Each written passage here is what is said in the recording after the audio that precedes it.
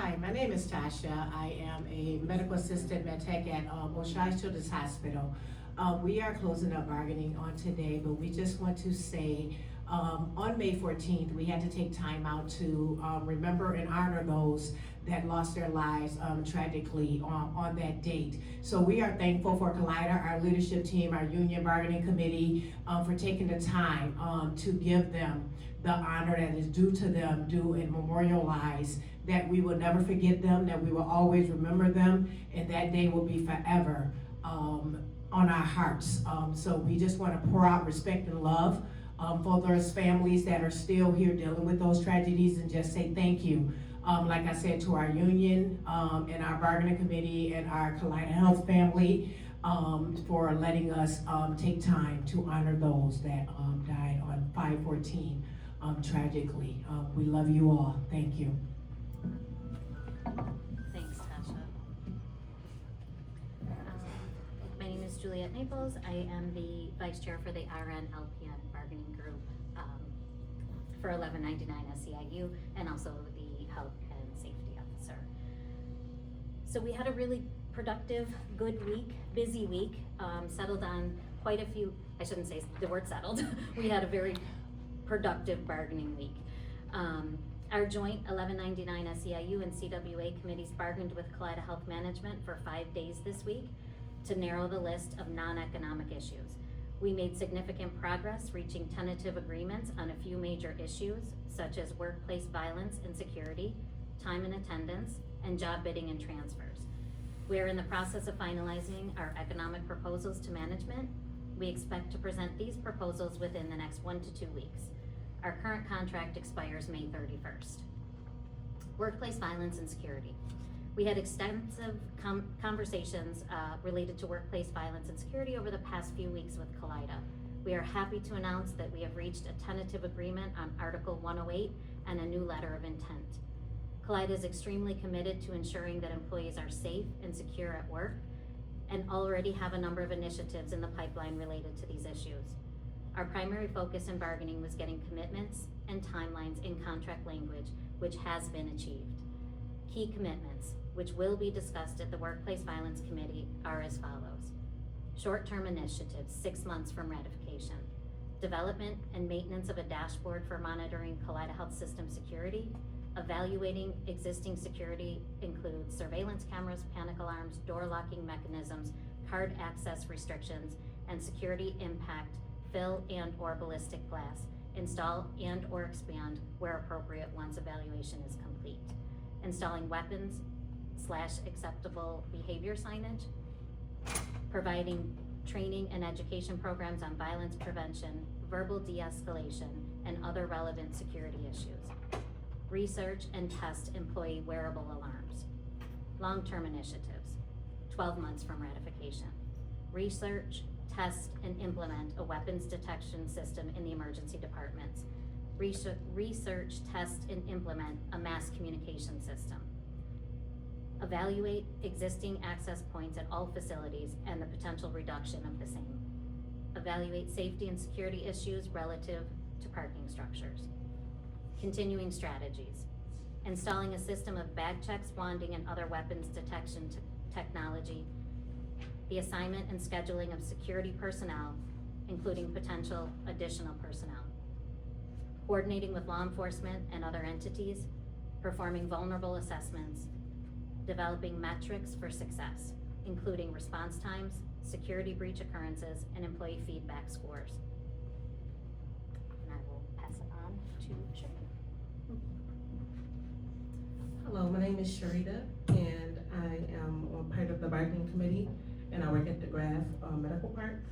I'm gonna continue reading tentative agreements, letter 4, rotating will.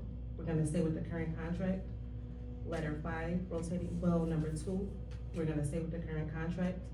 Article 53, job bidding and transfers. We made several changes in this article to address issues raised that came up over the life of the contract. Section 1E, we added intra-cost center length of shift change as an additional exception that would allow an employee to bid inside their 12-month time frame. We added clarification language to 2C that the employer will consider qualified internal employees who apply following the 21-day posting period if there are no qualified candidates in the external recruitment process. In section 2G, transfer date, all successful bidders shall be required to comply with position-specific annual review requirements prior to the date of transfer.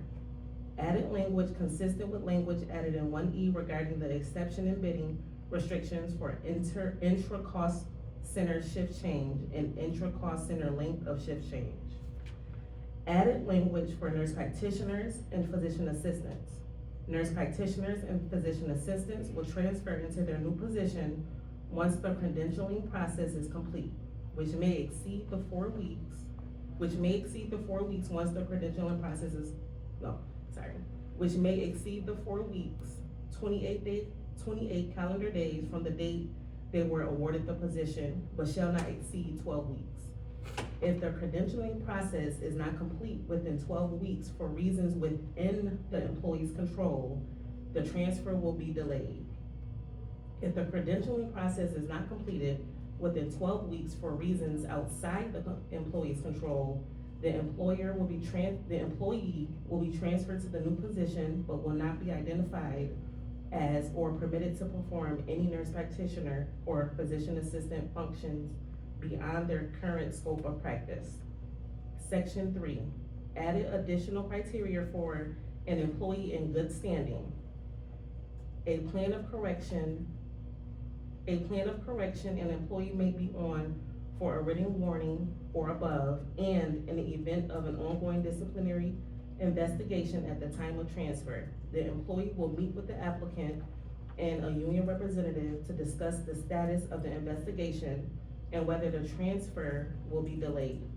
If there is a delay in transfer upon completion of the investigation, the employee will be moved. Such delay shall not exceed 30 days. Nurse practitioners, physician assistants shall serve a 90-day calendar trial period exclusive of any classroom training required. Added additional language about rescuing employees who are not meeting the job requirements and competencies in their position, consistent with current practice, which will give the employee the opportunity to move to another job that they will be successful in. Article 35, leave of absence. We made a number of changes in this article to address issues raised that come up over the life of the contract, as well as changes in state laws. In section 2, leave extensions requests will only be considered after the applicable state and federal law options are exhausted. Maternity related leave requests will be granted. In section 16B, included changes in paid family leave, PFL, that now includes siblings as an eligible family member under the law. Article 63, time and attendance. Several changes were made to reflect concerns raised during the contract to align with current department practices and support required CSC and contractual staffing ratios. In section 5, we clarified that call-ins may be made to either the department supervisor or the designated departmental process, as not all departments follow the same procedure. In section 7A, the grace period for arriving to work has been reduced from 60 to 30 minutes.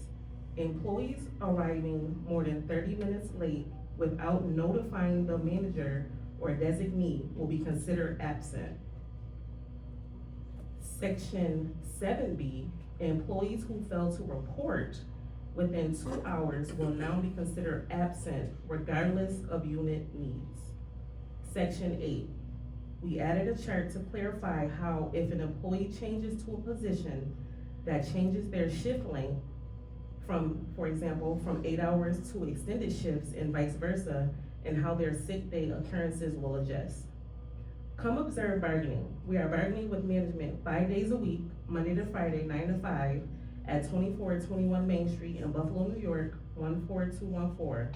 Feel free to join us to observe the bargaining as we work together to negotiate our contract. CWA and 1199 SEIU are committed to keeping our members informed and engaged throughout the bargaining. Your voice and participation are key. This is our contract, our future, and our fight. Stay involved, stay informed, and stay united. We hope to begin economic discussions soon.